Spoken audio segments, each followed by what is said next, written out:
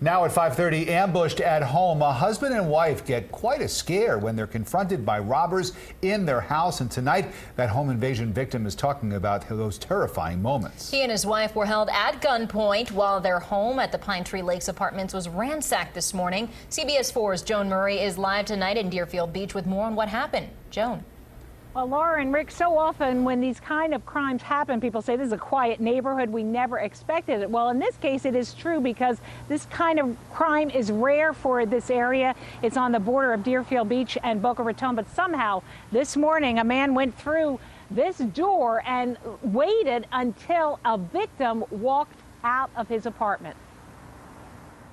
Well, it's been a very traumatic experience. Shaken and still in shock over his routine morning turning into a nightmare, this man, who asked us to keep his identity private, says he was leaving his apartment for work when a gunman shoved him back inside. Threatened our lives and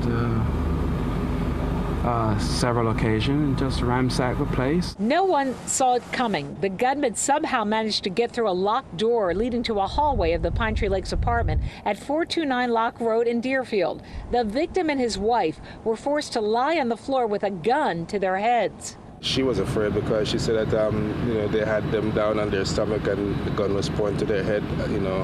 They were in the apartment for about an hour or so. During that agonizing hour on the floor, the gunman stole jewelry and electronics. The man and his wife didn't know if they would be alive when it was all over. Well, I hope they can catch him,